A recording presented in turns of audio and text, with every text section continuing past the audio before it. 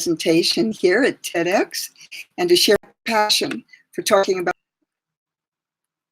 Let me go down a little bit further into my talk.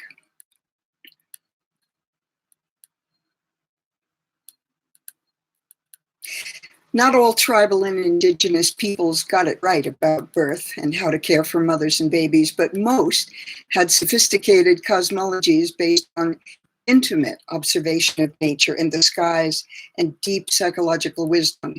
Take the Dagara people of the little country of Western Africa called Burkina Faso. I want to share two of their rituals about birth. As a young woman had her first dream or sense of a child wanting to come to her, she shared the dream with the elder women in her tribe, and they would create a special ceremony, taking the young woman at night into the bush beyond the circle of huts, digging a deep oval hole and placing her in it naked in fetal position. There she lay until dawn, surrounded by the elder women who sang and chanted and stroked her, calling on the ancestors to cleanse her body and mind and prepare her to receive a new spirit, a baby.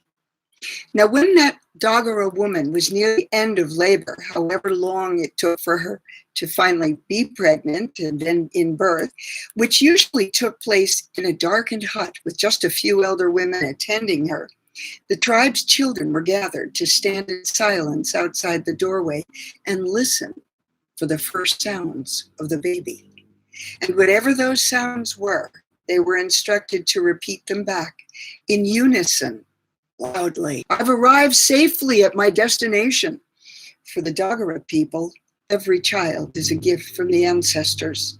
Each bears a gift for the entire tribe, essential for the tribe's well-being.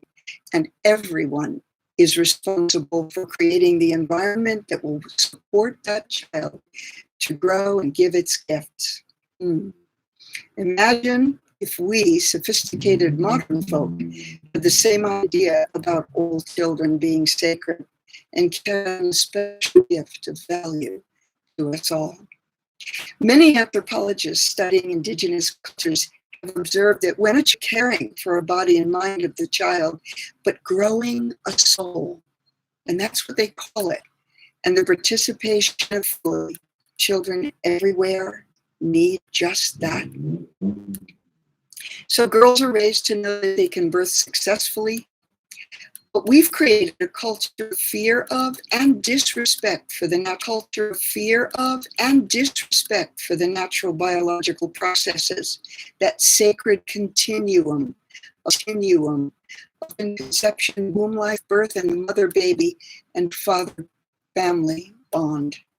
We're told babies are adaptable and have to learn to adjust to the world as it is. It's toughen up theory. Think about the language used by many political and religious conservatives in this country when talking about social safety net programs like free school lunches for poor kids or home visits to pregnant women, pregnant moms at risk. Some go as far as to call these programs sucking off the tit of government. Well, doesn't that tell you what these folks think of women? They never called subsidies for the tobacco industry sucking off the tit, nor did they call it that when they demanded the government come to the rescue of the universe to that baby. And that baby is you. And the very molecules of her emotions, her energetic field, are her everything. She is our first classroom when we are babies.